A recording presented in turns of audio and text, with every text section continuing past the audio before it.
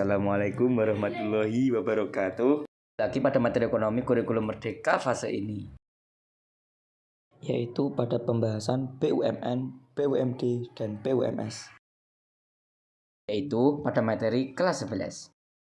Seperti pada bahasan sebelumnya, badan usaha berdasarkan kepemilikannya dibagi menjadi 3, yaitu BUMN, BUMD, dan juga BUMS.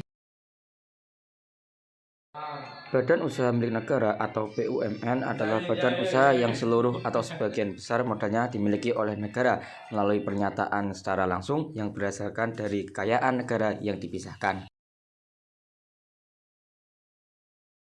Menurut UU Nomor 19 Tahun 2003 Pasal 9, bentuk dari perusahaan BUMN dibedakan menjadi 2, yaitu perusahaan umum dan perusahaan terseroan.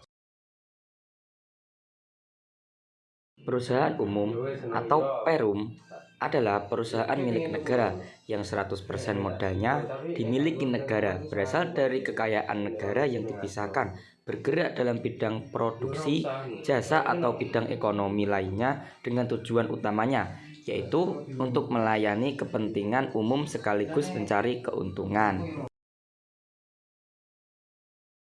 Contoh dari Perum sendiri yaitu ada Perum Pengadalan yang bergerak di bidang jasa keuangan berupa pengadaian. Kemudian ada Perum Damri yang bergerak di bidang transportasi darat. Ada juga Perum Peruri di bidang percetakan uang rupiah. Perum Bulog yang bergerak di bidang logistik. Perumnas yang bergerak di bidang perumahan yang layak bagi masyarakat. Kemudian ada Perum Perhutani yang mengelola sumber daya hutan negara di Pulau Jawa dan juga Madura. Perusahaan perseroan.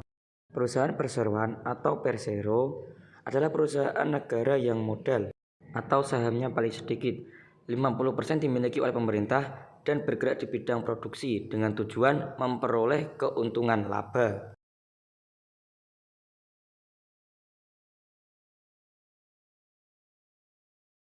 Contoh dari perusahaan Persero adalah PT PLN, Pertamina, BNI, BRI, Pelindo, Jasa Marga, Telkom Indonesia, Pos Indonesia, Kereta Api, Krakatau Steel. Jadi dapat kita simpulkan perbedaan Perum dan juga Persero. Yang pertama pada modal. Di Perum seluruhnya punya negara. Jika Persero modalnya minimal 51% milik negara, sisanya bisa dimiliki swasta nasional atau asing. Pada tujuan, Perum menyediakan pelayanan publik. Sedangkan Persero tujuan utamanya adalah mencari keuntungan. Pada bidang jasa pelayanan, Perum menyediakan jasa pelayanan yang virtual bagi masyarakat. Sedangkan Persero bisa berbagai usaha secara luas. Untuk status kepegawaian, Perum pegawainya memiliki status sebagai perusahaan negara.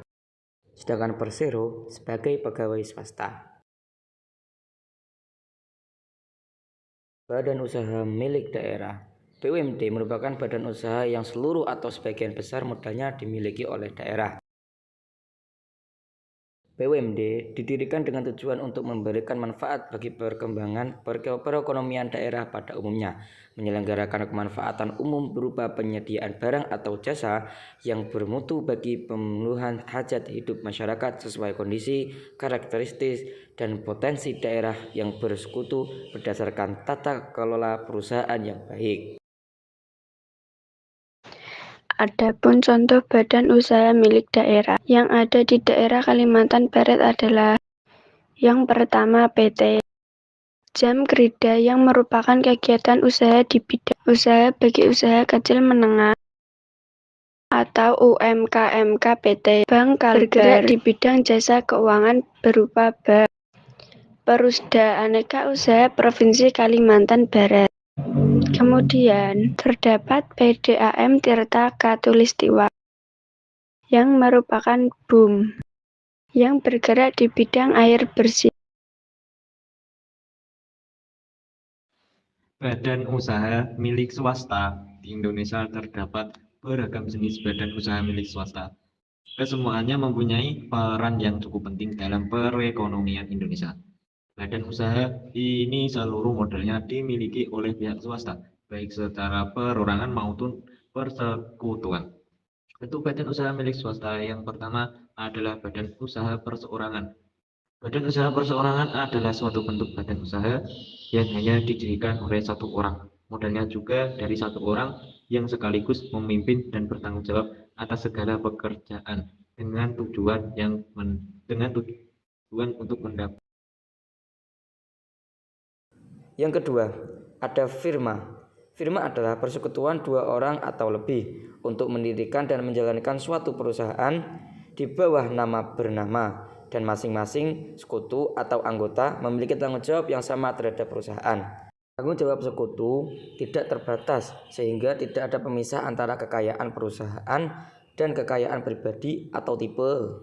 Apabila perusahaan menderita kerugian, maka seluruh kekayaan pribadi dapat dijaminkan untuk menutup kerugian firma.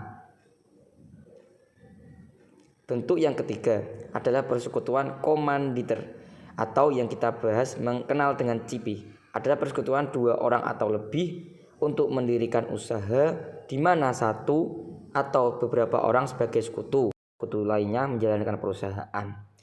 Jadi di dalam bidang persekutuan komanditer dikenal dua sekutu. Yang pertama sekutu aktif atau sekutu bekerja atau sekutu komplementer, yaitu sekutu yang berhak memimpin perusahaan. Yang kedua ada sekutu pasif atau sekutu tidak bekerja atau sekutu komanditor, yaitu sekutu yang hanya menyerahkan modalnya saja. Bentuk yang keempat, perseroan terbatas. Perseroan terbatas adalah suatu persekutuan yang memperoleh modal dengan mengeluarkan sero atau saham, di mana setiap orang dapat memiliki satu saham atau lebih, serta bertanggung jawab sebesar modal yang diserahkan. Mendirikan PT harus dengan akta notaris dan izin persetujuan dari materi kehakiman.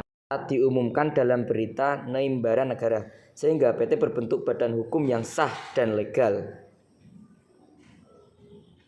Adapun contoh badan usaha milik swasta adalah PT Indofood yang bergerak di bidang makanan, Samsung dan Apple yang bergerak di bidang teknologi, Yamaha yang bergerak di bidang penyediaan motor, Indostereo dan Street yang bergerak di bidang jasa pelayanan telekomunikasi, dan ada JNE Press yang bergerak di bidang penyaluran barang. Kemudian ada Bank BCA yang bergerak di bidang jasa keuangan.